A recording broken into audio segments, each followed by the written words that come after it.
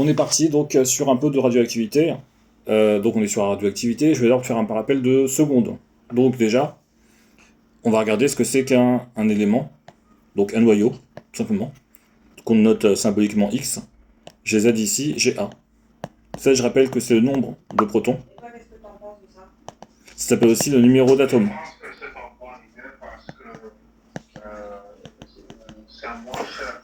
D'accord? C'est le numéro atomique, le numéro d'atome. Ça veut dire que si tu dis Z égale 1, c'est ton atome numéro 1. Et Z égale 1, ton atome numéro 1, c'est l'hydrogène. Si on dit Z égale 2, c'est ton atome numéro 2, et c'est ton hélium. C'est bon pour le numéro atomique? A, tout simplement, c'est le nombre de nucléons. Ça s'appelle aussi le nombre de masse. Nombre de masse parce que c'est ça qui va donner la masse de ton élément chimique. D'accord? Par exemple, le carbone classique, son, je pense au carbone 14, c'est pour ça que j'ai mis 14, son A il vaut 12, grosso modo. D'accord? Son Z, 1, 2, 3, 4, 5, 6 de mémoire, 6. C'est pas le Z qui m'intéresse, c'est le A parce que je suis en train de faire le nombre de masse. Et la masse du carbone, c'est 12 grammes par mol. Donc on retrouve le 12 qu'on avait ici. Après c'est particulier parce que c'est une moyenne qui va être faite. Mais on verra après. Donc le nombre de nucléons, je reviens juste sur le nombre de nucléons. Donc le A, c'est égal au nombre de protons, qui eux sont chargés, je ne vais pas préciser mais positivement, plus le nombre de neutrons qui eux sont neutres électriquement. C'est-à-dire que dans ton noyau, tu auras des éléments, ils sont quasiment identiques, ça s'appelle des nucléons.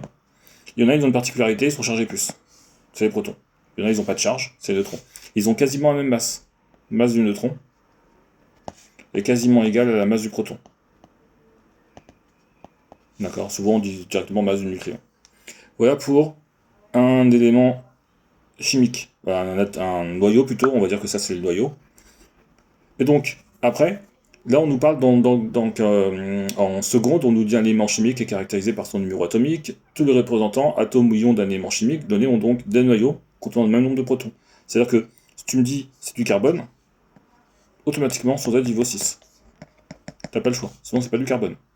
Si tu changes le Z, tu mets Z égale 2, c'est de l'hélium. T'as pas le choix. C'est le Z qui te dit ce que c'est comme élément chimique. Et bah, ceux, ils ont le même symbole pour le carbone. Par contre, le A il peut changer. Ici, A il peut être égal à 12.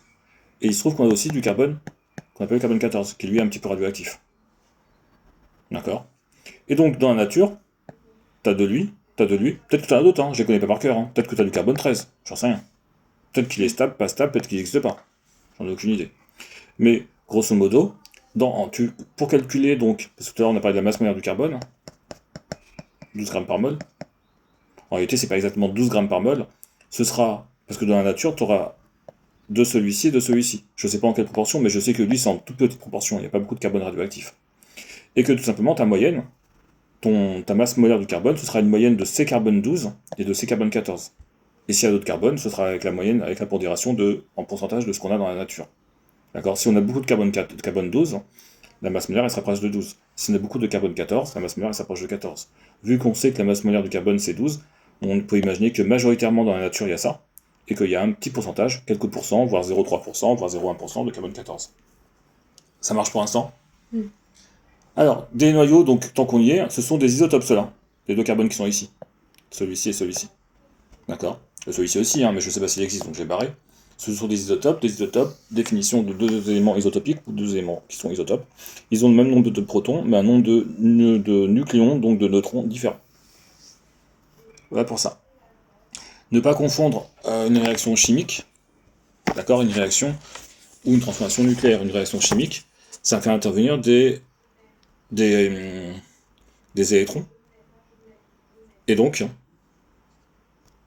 une réaction chimique, ce sont des liaisons qui sont rompues ou créées. Je fais une combustion, du CH4, c'est du méthane, j'obtiens du CO2, plus H2O. Après, on peut essayer d'équilibrer. Les hydrogènes et carbones, j'en ai un ici, j'en ai un ici. Les hydrogènes, j'en ai 4. Donc je mets un 2 ici. Et là, je mets un 2 ici pour avoir ici 4 oxygènes et ici 2 et 2, 4 oxygènes. Donc j'ai équilibré, mais de ce côté-là, du côté gauche, j'ai un carbone, j'ai 4 hydrogènes, j'ai 4 oxygènes. De l'autre côté, j'ai un carbone, j'ai toujours 4 hydrogènes, et j'ai toujours 4 oxygènes. Donc j'ai juste modifié les liaisons entre mes atomes. Et ça, c'est une réaction chimique. Une réaction physique, c'est pas exactement la même chose. Donc là, je prends l'exemple du bouquin. On a du plutonium qui va se désintégrer. Donc c'est du Pu. Le Pu, donc on ne demande pas d'apprendre, hein, 238, et le Z, il vaut 94. Il va se transformer en uranium. Donc 234 en haut, donc le nombre de masse c'est 92. Et il va éjecter aussi, il va créer aussi un noyau d'hélium avec 4, 2. Et il va aussi créer, en se désintégrant, de l'énergie sous forme de rayons gamma. C'est une onde électromagnétique.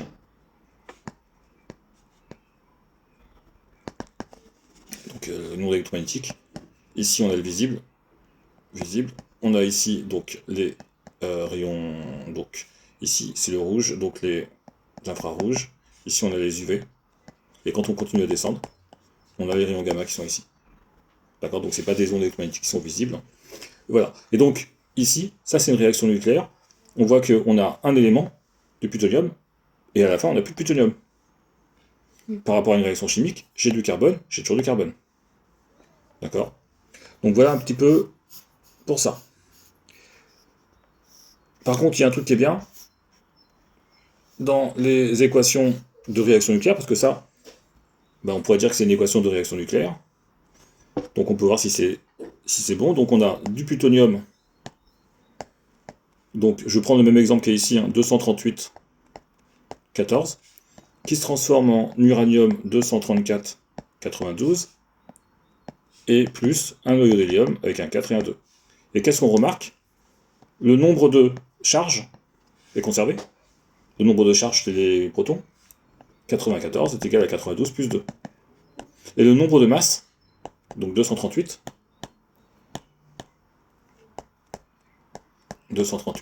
est égal à 234 plus 4. Conservation du nombre de charges, et pas de la charge, hein. Conservation du nombre de charges, conservation du nombre de masses.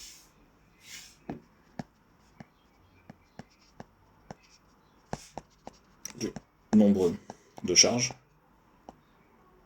et conservation ici du nombre de masses. Ce qui permet de trouver s'il nous manque un élément, si par exemple je mets un X, je peux le retrouver en résolvant une équation. Par ici, hein, si j'ai un Y ici qui me manque, je peux le retrouver, donc je peux retrouver mon élément. Voilà à peu près pour ça. Alors l'équation nucléaire traduit la conservation du nombre de masse et du nombre de charges au cours de la transformation, c'est ce que je viens de faire. Alors de mémoire, ça s'appelle les lois de Soddy. Ce que je viens de faire ici, conservation du nombre de charges et conservation du nombre de masse. C'est les lois de Soddy, il faut le savoir pour le ressortir au bac si tu as besoin. De toute façon, ça va refaire. Alors, conservation d'énergie. Lors de cette transformation nucléaire, il y a de l'énergie qui va être émise sous forme de rayonnement. D'accord. Il peut aussi y avoir un petit peu d'énergie cinétique, si lui il est éjecté avec une certaine vitesse, ou lui il est créé avec une certaine vitesse. Mais bon, c'est pas le plus important pour nous. Hein. Mais tu peux avoir aussi de l'énergie cinétique, parce que s'il y a de la vitesse, parce que tes éléments, quand ils vont se casser, ils peuvent être éjectés. D'accord. Donc s'ils partent avec une certaine vitesse, il y a aussi de l'énergie cinétique. Lors d'une transformation nucléaire, une partie de l'énergie nucléaire contenue dans les noyaux radioactifs est transformée en énergie rayonnante. C'est les rayonnements gamma. Il peut y avoir d'autres types de rayonnements, il peut y avoir aussi un peu d'infrarouge, de rayons X, des choses comme ça. Mais principalement, c'est du gamma. Dans le Soleil ou dans les réacteurs des centrales nucléaires, les transformations nucléaires libèrent de grandes quantités d'énergie. Alors, identification de la nature, ça on l'a déjà fait, je ne vais pas le refaire, hein. Je dis juste oralement. Une transformation physique, c'est un changement d'état, par exemple de solide à liquide, de gaz à liquide, etc. Une transformation chimique correspond à des espèces chimiques différentes, mais avec des conservations des éléments chimiques et de la charge électrique. C'est-à-dire que si j'avais du carbone avant, dans une réaction chimique, j'obtiens toujours du carbone après. Et une transformation nucléaire, on se retrouve avec des éléments chimiques différents. Est-ce que vous avez des questions? Ça, c'était le rappel de secondes. Non. Ok, on passe. Là, c'est plus dur. On passe au niveau terminal. Donc, il n'y a pas de première. Voilà, ils n'ont pas mis de la radioactive intérieure en première. C'est pas très très grave. Donc, nous, on continue. Donc, premièrement, ce qu'il faut apprendre par cœur en terminale, c'est la définition. La définition de ce que c'est que la radioactivité. Donc, la radioactivité est un phénomène physique naturel, aléatoire et spontané, qui concerne certains noyaux. Juste ça. Donc, définition. Donc, tu le reprendras, mais je l'écris rapidement. La radioactivité est un phénomène, donc physique, naturel, aléatoire et spontané. Alors qu'est-ce que ça veut dire? Qu'est-ce que ça veut dire? Imagine que je prends un bout d'élément radioactif, l'uranium, hein. Naturellement il doit être... alors pas tous les uraniums, mais quoi il me semble, hein, mais tu prends un bout d'élément radioactif, un bout de charbon avec du carbone 14 par exemple, tout ce que tu veux qui est radioactif, et tu regardes les atomes, donc les noyaux qui sont radioactifs. Voilà. Tu regardes au cours du temps. Eh bien, tu seras incapable de dire si celui-ci va se transformer, ou celui-ci va se transformer, ou va subir une désintégration, donc il va se transformer en un nouvel élément. Tu es incapable de le dire. Tu sais juste, parce que c'est quelque chose qui est complètement aléatoire et spontané. Donc tu sais pas quel atome va se transformer. Tu sais juste que tu en as une fraction, un pourcentage, entre guillemets, on va dire un pourcentage, d'accord, qui, au bout de quelques années, quelques mois, quelques semaines, ça dépend de la vitesse de réaction, qui vont agir, qui vont se transformer, qui vont subir une radioactivité. Et c'est pour ça qu'on dit que c'est quelque chose qui est naturel, qui est aléatoire et spontané. Tu peux pas le prévoir. Tu sais juste que sur quelques milliards d'atomes radioactifs, tu en auras par exemple 1% qui vont subir une radioactivité, d'accord, tous les ans, tous les 10 ans, tous les 1000 ans. D'accord.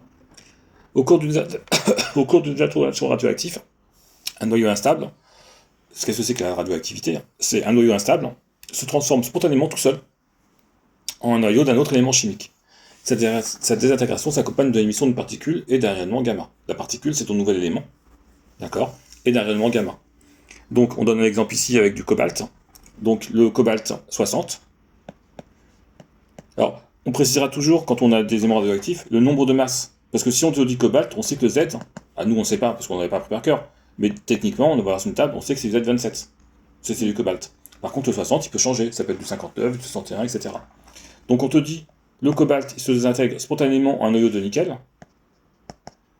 60, et on fait la conservation. Donc ici, je vais avoir un élément que je ne connais pas encore. Avec ici, je vais mettre un A et un Z. Je vais faire la conservation, donc on va se dire, conservation du nombre de charges. Donc 27, les charges chez les Z, est égal à 28 plus Z. Bon, Z égale moins 1. C'est bon pour Z égale moins 1. 28 moins 1, ça fait 27. Donc Z égale moins 1. Conservation du nombre de masses, donc toujours avec le Watt-Sodi, 60 égale 60 plus A. Bah donc A égale 0.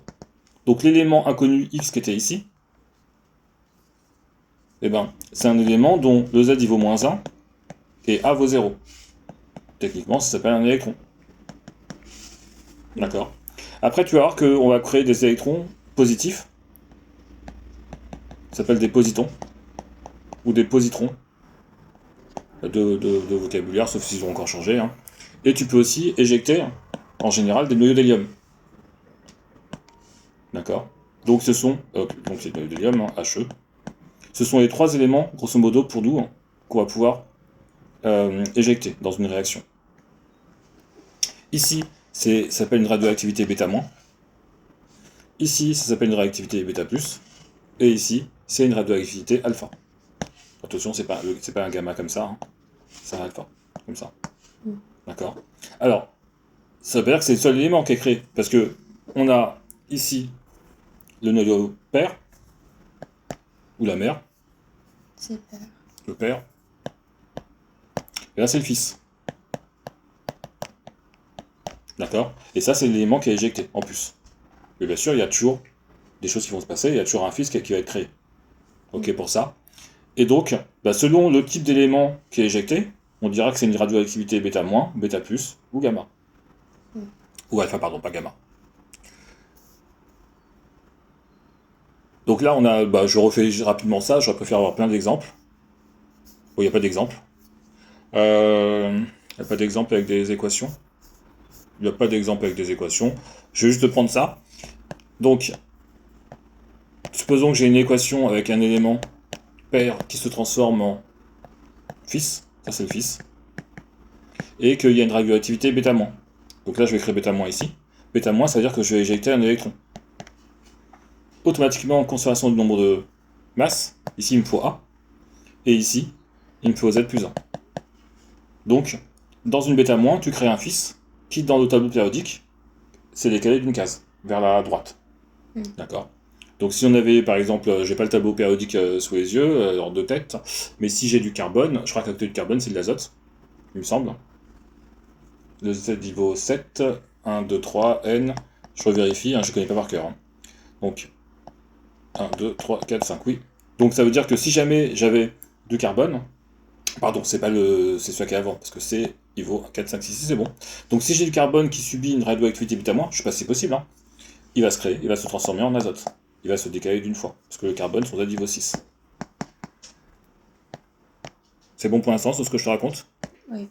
Si on a une radioactivité bêta+, donc toujours ici, on a le père qui se transforme en fils, que je connais pas encore, et bêta+, c'est un électron positif, donc un positron, ou un positron.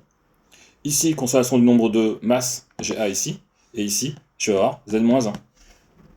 D'accord. Donc ça veut dire que si j'ai dans mon tableau périodique, j'ai le carbone, j'ai l'azote qui est ici, et ben je vais me transformer en élément qui est avant, il me semble que c'est oxygène, de mémoire. D'accord. Donc une bêta+, donc ça c'est une bêta+, une bêta+, ça décale comme ça, une bêta-, ça décale comme ça. D'accord. Tu vérifieras s'ils sont dans le même ordre, je m'en souviens plus. Mais il me semble que c'est ça. Et après, là c'est un peu différent. Une radioactivité alpha. Donc, on éjecte un noyau d'hélium.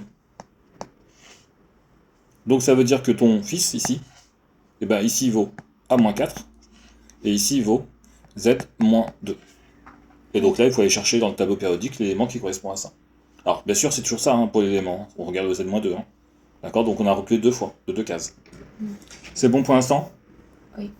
Alors, le rayonnement est toujours un rayonnement gamma hein, qui est émis. D'accord. Alors, on te dit le rayonnement gamma, généralement mis lors de désintégration radioactive, n'est pas écrit dans les équations. Il s'agit d'un rayonnement électromagnétique, puisque c'est pas un élément. Il n'y a pas de proton, il n'y a pas de neutrons, il n'y a pas d'électrons, il n'y a pas de masse, si tu veux. C'est juste une onde électromagnétique. Il s'agit d'un rayonnement électromagnétique de très courte longueur d'onde, donc de très grande énergie. Je rappelle que l'énergie, c'est H fois la fréquence. L'énergie donc en joules.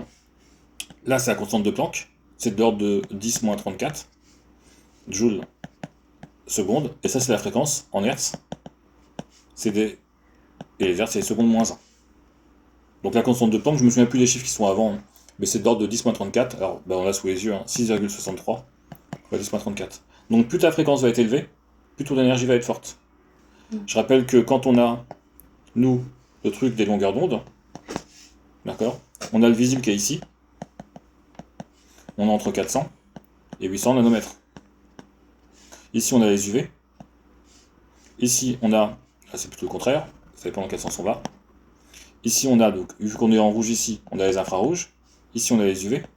Et les gamma, ils sont ici. Donc les longueurs d'onde, elles diminuent. Et je rappelle que, si les longueurs d'onde diminuent, alors la fréquence, elle augmente. D'accord. Puisque vitesse égale distance. Ça, c'est des choses que je dois savoir par cœur. Hein. Vitesse égale distance sur temps. Quand je parle de célérité, parce qu'on est sur des ondes, hein, on met un C. La distance, je vais prendre lambda. Et le temps, je vais prendre une période, parce que ce sont des ondes qui sont périodiques. C est égal à lambda fois F. D'accord. Donc, si par exemple je cherche F, je vais l'isoler. C, c'est une constante, c'est la vitesse de la lumière, donc 3,0 fois 10 puissance 8 mètres par seconde, divisé par lambda. Et là, avec cette formule-là, je vois bien que si lambda diminue, F, il augmente automatiquement, et vice-versa. Donc, tout simplement, ici, on est sur des rayonnements gamma, petite longueur d'onde, fréquence très élevée, et grâce à cette formule-là, on sait que ce sont des rayonnements qui vont être très énergétiques, puisque la fréquence va être très élevée. D'accord. Donc, c'est des rayonnements qui peuvent être dangereux. Là, on a un exemple de calcul, je te laisserai le refaire après, c'est sur le bouquin. Est-ce que c'est bon pour l'instant? Oui. On a le diagramme de stabilité. Alors le problème c'est que j'aurais bien voulu qu'il donne un exemple. Pour que je puisse en faire un. Bon, mais grosso modo, ici, on a le nombre de neutrons. NB. Neutrons. Et ici, NB protons. Et on sait juste savoir quels sont les éléments qui sont stables. Ça commence comme ça, grosso modo. C'est-à-dire qu'au début, par exemple, pour 10 ici, pour 10 neutrons, j'ai à peu près 10 électrons aussi. Pardon, 10 protons. Et qu'un élément avec 10 neutrons et 10 protons, c'est stable. C'est-à-dire que ça ne subit pas de radioactivité naturelle. Naturellement, ça va pas se désintégrer. Et on voit, on a vu plus tout à l'heure, hein, donc on refait, pour 60 neutrons par exemple, je suis stable pour à peu près 90 neutrons. Donc il faut au bout d'un moment, plus ton noyau est gros, plus il faut de neutrons par rapport au nombre de protons pour le stabiliser. Mais donc la courbe, la droite que j'ai faite ici, c'est là où les éléments ils sont plus ou moins stables. Si je prends un élément ici, donc par exemple, je dis n'importe quoi, hein, on va en prendre un qui existe quand même, quoi qui existe. On va prendre 60 ici, 60 neutrons. Et ici, à peu près 40 protons. Je suis pas stable. C'est un élément qui est pas stable. Je le connais pas, hein, je dis n'importe quoi. D'accord, donc c'est le contraire. Hop. Donc, ici, 40 et 60. Alors c'est pas 60, hein, parce que c'est le nombre de neutrons. C'est 100 ici. C'est 60 plus 40. Donc je suis pas stable. Pour être stable, ben, il va subir différentes radioactivités. Soit du alpha moins, soit du bêta moins, soit du bêta plus, comme on a écrit avant, d'accord, que j'ai pas sous les yeux, mais du bêta plus, du bêta moins ou du gamma. Oui. D'accord. Et au fur et à mesure, ben, il va changer et il va essayer de se rapprocher. Il va tout simplement naturellement se rapprocher. Attention, hein, ça se fait en quelques minutes, hein, ça peut être plusieurs années, plusieurs siècles, plusieurs centaines d'années, milliers d'années. Hein, d'accord. Mais il va subir différentes radioactivités. Et on avait vu que en faisant des radioactivités bêta moins, bêta plus, il pouvait se décaler hein, sur le tableau périodique de Mendeleev. Donc en se décalant, ben, il va à chaque fois se rapprocher de la courbe de stabilité. Et il peut en avoir plusieurs, hein, il peut en faire une trentaine, quarantaine, hein, il n'est pas obligé d'en faire en un seul saut. Mais le but, c'est qu'il se stabilise de manière naturelle. Alors, tout à l'heure, on avait dit que la radioactivité, qu'est-ce que c'était? Tu prends un échantillon radioactif, tu prends un bout de tout ce que tu veux, un bout de métal, une pierre, une roche, hein, et dedans, tu as des éléments radioactifs. Et tu regardes, 1 an, 2 ans, 1000 ans, 10 000 ans, tout ce que tu veux, et le nombre d'éléments radioactifs a diminué, parce que ça subit la radioactivité. Donc, au cours d'un temps, delta T. Donc, la variation du nombre d'éléments radioactifs, N c'est le nombre d'éléments radioactifs, c'est ton N final, donc T plus delta T, puisque tu as regardé pour delta T, moins N de T initial. Alors le seul souci qu'on va avoir, c'est pas un souci, hein, c'est que par exemple ici, si j'avais 15 éléments radioactifs et qu'ici j'en ai 10, ça fait 10 moins 15, moins 5, c'est un nombre qui est négatif, ce qui pose pas de souci. Hein. Voilà. Donc la variation d'éléments radioactifs, c'est ça. Le nombre final moins le nombre initial par rapport au temps pendant lequel tu le regardes. On sait, donc ça c'est ton cours qui te le dit, hein, on te dit, donc le nombre NT de noyaux radioactifs d'un échantillon diminue au cours du temps, c'est ce qu'on vient de voir. Pendant une durée de delta T, on te dit que la variation delta N de T est proportionnelle, donc proportionnelle ça veut dire K fois, mais c'est une double proportionnalité entre guillemets, elle est proportionnelle au nombre d'éléments initialement présents et au temps pendant lequel tu regardes. Ce qui est un peu cohérent de se dire plus je regarde autant, plus ma variation va être importante. Et si j'ai un nombre d'éléments radioactifs très important, bah, il y aura plus d'éléments qui vont subir la radioactivité. Alors, c'est pas K qu'on mettra, ce sera en général lambda. N de T, bah, c'est un nombre d'éléments, c'est positif, et une variation de temps, c'est toujours positif, parce que delta T, c'est toujours T final moins T initial. Sauf que ici, on était en négatif, et que ici, bah, nous, c'est moi qui te le dis, hein, c'est une constante de radioactivité, c'est positif. C'est positif, tout est positif, donc j'ai un problème d'égalité. Hein. Donc, première solution, bah, je mets une valeur absolue, ici. Comme ça, du positif égale du positif. Deuxième solution, là, je mets un moins.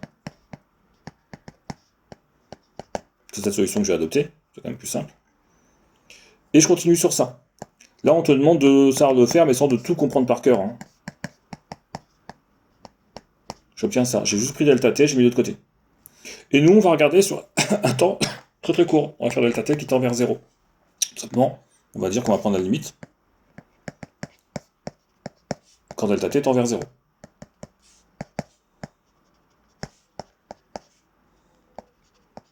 Donc, normalement, si je fais la limite d'un côté, je fais la limite aussi de l'autre côté. Sauf que là, on va pas le faire. Ici, on va juste dire, voilà. On va juste dire, je vais prendre juste quand delta t tend vers 0. Tout simplement. Parce que de toute façon, de l'autre côté, j'ai pas de delta t. Donc c'était moins lambda delta n de t, pardon. D'accord, c'est juste delta t qui tend vers 0, donc de l'autre côté, ça sert à rien de le mettre, le limite. Et ça s'appelle une équation différentielle, parce que ça s'appelle une dérivée. C'est comme si j'avais n' de t, qui est égal à moins lambda n de t. Équation différentielle, c'est ton courant. Y' est égal à y. Les solutions, c'est les fonctions qui à x associent une constante, je vais mettre un c, e de ax. Ici, les solutions, n de t est égal à une constante, je vais l'appeler c pour l'instant aussi, donc fois e2 moins lambda t. Ça c'est mon a de tout à l'heure, qui est ici. Après, nous ce qu'on voudrait c'est trouver c. C'est comme ça qu'on fait en général, on veut trouver nos constantes. Tout simplement, on regarde à t égale 0. Partout de l'autre côté, je remplace t par 0. Ça fait c, e de 0, et ça fait c. Parce que e de 0, ça fait 1. Et n de t égale 0, c'est ton nombre d'éléments radioactifs initial. Souvent on l'appelle n0. C'est juste ton nombre d'éléments dans ton échantillon de tout début là. C'est par exemple mon 15 qui était ici, que j'aurais pu appeler n0. D'accord. Quand tu as commencé à regarder ton échantillon, bah, tu me dis bah, j'avais 25 milliards d'éléments radioactifs, c'est ton n0. Et donc il me reste plus qu'à recopier. Ici. N de t est égal à n0, e de moins lambda t. Voilà pour la première partie. Et donc ça, c'est ta loi de décroissance radioactive sur le nombre d'éléments. Donc, si je dois tracer ça, en fonction du temps, ici j'ai mon n0, et c'est une exponentielle décroissante, donc ça donne cette courbe-là. Après, je peux le faire tout de suite, on peut regarder. Donc c'est ce que j'ai ici. Là, tu as l'explication un petit peu mathématique sur le bouquin, donc tu regarderas, bon, pas besoin d'entrer dans les détails. Pas beaucoup d'intérêt. Alors, on va essayer de trouver le temps de... On regarde directement, ils l'ont fait eux après, mais ils ont fait d'abord l'activité, mais je vais le faire tout de suite. Je voudrais savoir au bout de combien de temps, le nombre d'éléments radioactifs initialement présents a été coupé en deux. A été divisé par deux. Ça s'appelle T de 1,5. D'accord. T de 1,5, c'est le temps nécessaire pour que la moitié des éléments initialement présents aient disparu. Oui. Des éléments présents radioactifs. Donc, je cherche T de 1,5, tel que n de T, qui est égal à T de 1,5, est égal à n0 sur 2. C'est ça que je cherche à résoudre comme équation. Je rappelle que je connais n de T. Donc ça veut dire n0, e de moins lambda t de 1,5, est égal à n0 sur 2. Les n0 de chaque côté vont partir. J'obtiens e de moins lambda fois t de 1,5 est égal à 1,5. J'applique le but, c'est d'avoir t de 1,5. Donc j'applique un logarithme de chaque côté. La fonction logarithme népérien, parce que c'est une exponentielle. J'enlève mes fonctions logarithmes exponentielles. C'est pas ça que je voulais faire. Hop. Mes fonctions logarithmes exponentielles, elles sont réciproques l'une de l'autre, donc elles s'éliminent. Ça fait lambda t de 1,5. Et je rappelle que ln de 1 sur 2, ça fait moins ln de 2. Les moins s'éliminent, en multipliant tout par moins 1. J'obtiens lambda t de 1,5 est égal à ln de 2. Et selon ce que je cherche, bah, je peux calculer, le but c'était de trouver t de 1,5 est égal à ln de 2 sur lambda. Donc t de 1,5 c'est du temps, c'est des secondes en général. Alors souvent en radioactivité on part en années, en milliers d'années, en centaines d'années, en tout ce que tu veux. Bon là pour nous on est en secondes. Et donc lui il est en seconde moins 1. Alors on savait déjà que c'est les secondes moins 1. Juste une petite astuce. À chaque fois que tu as un logarithme ou un exponentiel, il n'y a pas d'unité ici. Dans une exponentielle, il n'y a pas d'unité. Donc si lui il est en seconde, si je parle du temps, lambda automatiquement pour éliminer les secondes, il sera en seconde moins 1. C'est bon pour l'instant? Oui. Donc ça il faut savoir le refaire. Ce que j'ai fait ici, il faut savoir le refaire. C'est très rapide à faire. Et ce que j'ai fait ici, il faut savoir le refaire.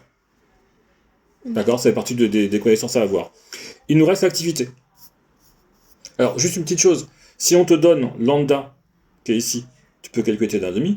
Mais si on te donne t de 1,5, tu peux calculer lambda, bien sûr. Ça dépend ce qu'on te demande. D'accord? Et juste une petite chose, là, je refais quand même parce que c'est important, je ne l'ai pas fait. Je pars de n0, par exemple, qui vaut 100. Je trace ma courbe de décroissance radioactive. Pour arriver à 50 éléments radioactifs, par exemple, j'ai mis un jour. Pour arriver à 25, je rajoute un jour. Donc je suis à 2 jours. Pour arriver à 12,5, je suis à 3 jours. C'est-à-dire que à chaque fois que j'augmente de t de 1,5, donc là le t de 1,5, dans mon exemple, il vaut 1 jour, je divise par 2 mon nombre d'éléments initialement présents par rapport à la période d'avant. Ça veut dire que ici j'ai perdu 50 éléments en 1 jour, j'en ai perdu que 25 ici, le jour suivant. J'en ai perdu que 12,5 le jour suivant. Là, je vais en perdre 6,25. D'accord. Donc ta décroissance, elle est très forte au début et elle ralentit, puisque c'est une exponentielle décroissante. C'est bon pour l'instant? Oui. Il nous manque l'activité. Donc l'activité, c'est un petit peu compliqué à comprendre au début. Alors, on va dire juste ça, parce que je l'avais pas encore lu, on peut déterminer la demi-vie d'un noyau radioactif à partir de la courbe de décroissance. La demi-vie notée T de 1,5 est la durée au bout de laquelle, donc on va prendre la définition, la moitié des noyaux radioactifs initialement présents se sont désintégrés, donc ont disparu. Tout le truc que je viens de te le faire, hein. D'accord, le truc dont je vais pas le refaire, c'est le calcul que je viens de faire avec T de 1,5, on obtient égal à n de 2 sur lambda. Je pensais qu'il l'avait fait après, je pensais pas qu'il l'avait fait ici, j'avais pas regardé. Ça je t'ai dit, je le fais tout de suite, je pensais qu'il était ici parce que je le voyais ici. Alors, l'activité d'un échantillon. Alors, l'activité d'un échantillon radioactif, donc c'est déjà en termes de c'est A de T, hein, comme ça, c'est une fonction. Et en termes d'unité, c'est des becquerels. Alors, l'activité d'un échantillon radioactif correspond au nombre de désintégrations radioactives par seconde ayant lieu dans l'échantillon. Donc ça veut dire que tu regardes, tu as ton échantillon, c'est ton espèce de bout de machin, ce que tu veux, hein, ça peut être un bout de métal qui est radioactif. Tu as des éléments radioactifs dessus. D'accord. Et l'activité, c'est le nombre de désintégrations par seconde. Imagine, tu prends ton échantillon, c'est une petite pierre, tu la mets dans la main, et à chaque fois que tu as une désintégration, tu as une particule qui est éjectée, donc tu sens quelque chose, un petit pic. D'accord. Comme quand on dit comme ça, tac, pic. D'accord. Et tout simplement, tu comptes le nombre de petits chocs que tu as dans la main, une fois que tu l'as entouré, par seconde. Normalement, c'est ça. Et à chaque fois que tu as une désintégration, ben, ça te fait un becquerel, puisque le becquerel, c'est le nombre, ça te compte le nombre de désintégrations par seconde. Donc, je relis la définition. L'activité d'un échantillon radioactif correspond au nombre de désintégrations radioactives par seconde ayant lieu dans l'échantillon. Les notes A sont unité de becquerel. Un becquerel est égal à une désintegration radioactive par seconde. D'accord. Donc, tout simplement, si je veux calculer l'activité, alors je vais pas le faire comme ils ont fait, hein. C'est moche qu'ils ont fait. Donc, je vais faire, donc, imaginons qu'au début, j'ai 15, je vais faire mon truc de tout à l'heure, j'ai 15 éléments radioactifs. Donc ça c'est N de T. Et ici, après, j'en ai 10 éléments radioactifs. N de T plus delta T. Je crois que ta mère est pas contente, on l'entend. Ouais. Je crois qu'elle a dit un gros mot. En plus, j'enregistre. J'enregistre les gros mots qu'elle dit. Hein. Tu peux redire les gros mots Non, c'est bon. Voilà. Alors, tout simplement, pour avoir le nombre d'activités, là, d'accord, bah, l'activité, techniquement, elle vaut 5. Puisque j'ai eu 5 désintégrations. Par contre, je sais pas en combien de temps j'ai fait, peut-être que c'est en 10 secondes, en 20 secondes, donc il faut que je divise par le temps nécessaire pour passer en secondes. D'accord. Donc l'activité, grosso modo, sera ça. Donc l'activité, on pourrait dire que c'est la variation de n de t sur delta t. D'accord. Sauf que quand je fais ça, je suis en négatif. Hein. On l'a vu tout à l'heure. Je fais le final moins initial, je suis négatif, donc je mets un petit moins ici. Et vu que nous, on veut quelque chose d'instantané, en général, on le fait en passant en limite, lorsque delta t tend vers 0. Donc c'est-à-dire que ton activité, c'est moins d de nt sur dt. Au-dessus, tu préfères, ton activité, c'est la dérivée de n de t. C'est pareil, hein. Écrire ça, ou écrire ça, on avait vu en mécanique, hein. C'est la même chose. Hein. D'accord. C'est tout simplement, on veut l'instantané. Quand on veut l'instantané, on fait, plutôt que de prendre un delta t qui est très grand, on le prend quand delta t tend vers 0, ça s'appelle faire une dérivée. Et tout simplement, vu que nous, on connaît n de t, on a vu que c'était n0 e de moins lambda t, bah je dérive. Je dérive une exponentielle, je rappelle que quand je dérive e de x, j'obtiens e de x, et quand je dérive e de u, j'obtiens e' e de u. Là, le n0, il va rester, il est en multiplication, et donc je vais avoir moins lambda, n0, e de moins lambda t. Quand je dérive e de moins lambda t, j'obtiens moins lambda, e de moins lambda t. Donc le moins lambda, entre guillemets, est passé devant, tout en restant ici, hein, il n'a pas disparu. Hein. Ça donne ça.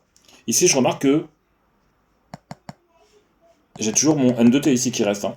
Donc c'est comme si j'avais n' de t est égal à moins lambda n de t. C'est bon pour l'instant.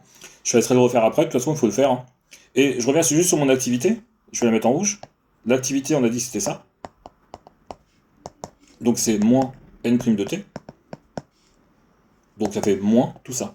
Donc ça fait lambda n de t.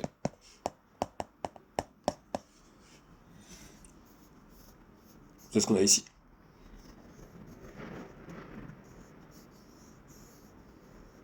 Non. Bon, ils l'ont pas mis comme ça exactement, mais c'est très bien. Ils l'ont mis ici. Hein. A de t est égal à A0. Voilà, ils ont mis A0, mais c'est lambda N0. N de t, c'est N0, E de moins lambda t. Ici, c'est ici. Lambda N0, E de moins lambda t. Et ça, ils ont décidé d'appeler l'activité initiale.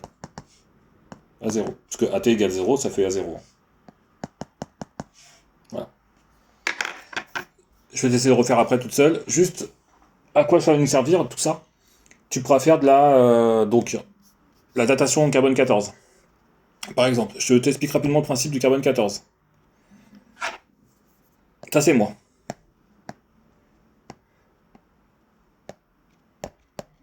Je respire. D'accord, je respire. Et je mange. Enfin, surtout, je mange. Je mange quoi? Je mange du bœuf. On est d'accord? Le bœuf, qu'est-ce qu'il mange? Il mange de l'herbe. Ok. L'herbe, bah, comment elle grossit l'herbe? Ben, elle prend du carbone qui est dans l'atmosphère, d'accord? De l'oxygène et de la lumière. On est d'accord, hein, c'est ça. Hein. De l'herbe, grosso modo, c'est de l'hydrogène aussi. Hein. C'est du carbone, de l'hydrogène, un peu d'oxygène et tout ce que tu veux. Donc, ah, pas d'oxygène, pardon, c'est carbone et hydrogène, parce qu'elle va émettre de l'oxygène. Bon, pendant la nuit, elle absorbe de l'oxygène. Hein. Mais donc, il y a la lumière, l'effet photosynthèse, je pense que tu connais mieux que moi, parce que tu fais la SVT, moi j'en fais pas depuis très très longtemps. Et donc, sauf que le carbone, hein, bah, il est dans la nature, et dans l'espace, hein, il est dans l'air qui nous doit. Sauf que nous, on est sur Terre. Voilà, on est sur Terre. Et que ici, t'as ton carbone. Ok. T'as le soleil qui est là. Et le soleil, il envoie des rayons lumineux. Il envoie plein d'ondes, hein, qui est absorbé par l'atmosphère, il envoie des infrarouges, des ultraviolets, plein de cochonneries, etc. Et puis il y a d'autres choses qui arrivent hein, de l'espace. Hein. Il n'y a pas que ça. Ton carbone, bah, quand il se prend plein de projectiles sur lui, de temps en temps, il s'abîme. Ou il s'abîme pas, ça dépend du terme qu'on utilise, mais il va se transformer en carbone 14. Un petit peu. Et donc il va y avoir un petit pourcentage, je connais plus les pourcentages, hein, mais je crois que c'est 0,03% de carbone 14. Et c'est un carbone qui est radioactif. Il a un T de 1,5, il me semble, alors je sais plus si c'est 14 000, mais on va dire 10 000, à peu près 1. D'accord? Donc, l'herbe qui vit, entre guillemets, mange du carbone et un petit pourcentage de carbone 14.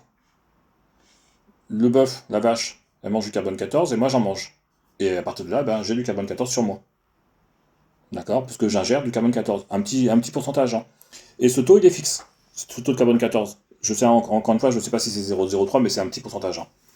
Donc ce taux, il est fixe dans l'air. Donc tout ce qui vit, tout ce qui mange, tout ce qui se nourrit, a un certain pourcentage de carbone 14. Donc c'est-à-dire que sur moi, je suis radioactif et j'ai un certain nombre de carbone 14. Sauf que, bah, il y a un moment donné,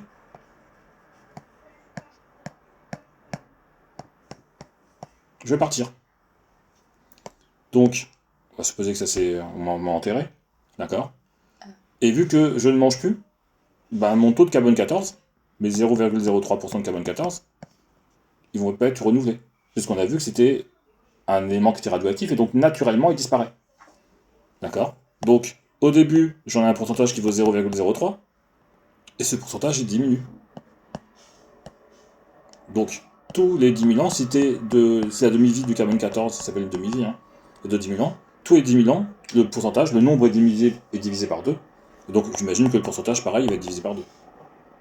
Et donc, Si au bout de 10 000 ans, on vient me déterrer, on dit, ah, on sait pas d'où est-ce qu'il vient, d'où est-ce qu'il machin, parce qu'ils ont fait plein de trucs partout, et ils considèrent que je suis un Égyptien de l'époque, pas un Égyptien mais dans 2000 ans. Pour eux, je serais un Égyptien. Donc ils vont faire une datation carbone 14, et on dira, ah bah ce gars-là, il est mort il y a 10 000 ans. Voilà. Si le taux, il est à peu près de cela. Après, il pourrait dire 20 000 ans, etc., etc. Après, il y a un moment où on n'arrive plus à voir, parce qu'on est déjà avec un taux qui est très très faible. Mm. D'accord. Donc, le carbone 14, ça sert à faire la datation. La mesure, donc je lis un petit peu ce qu'il y a dans le bouquin, la mesure de l'activité, donc là j'ai été schématisé, hein, c'est un peu plus compliqué que ça, mais la mesure de l'activité du carbone 14 d'un échantillon est utilisée en archéologie pour évaluer l'âge d'objets fabriqués à partir de matières organiques, des choses qui ont vécu, d'accord. Un bout de bois par exemple. Alors, quand je dis vécu, c'est pas notamment un truc qui avait une main et qui attrapait des objets, hein. Sauf si tu regardes les arbres dans Le Seigneur des Anneaux, qui attrapent les elfes. Mais sinon, non, même une plante, etc., il y a le carbone 14. Connaissant l'activité d'un gramme de carbone issu de matière organique vivante et celle d'un gramme de carbone issu de l'objet à dater, on calcule le temps écoulé. On fera après ça en exercice, etc. Alors je regarde le document G, voilà, c'est ton activité. Alors juste, la courbe tout à l'heure, je l'ai faite avec N de T. Ici j'avais N0, c'était le nombre d'éléments radioactifs initialement présents. Et après on avait fait T de 1,5 ici. N0 sur 2, et T de 1,5. C'est absolument la même chose que si tu le fais avec l'activité, hein. Là, la courbe j'avais faite avec N de T. T'as l'activité initiale. On a vu que l'activité initiale c'était lambda N0. Mm. Donc à une constante près c'est N0. Tu fais A0 sur 2. Tu obtiens T de 1,5. C'est pareil, hein. Tu le fais avec A de T ou N de T. Ça change absolument rien. Mademoiselle, je pense que votre cours est fini. Ouais.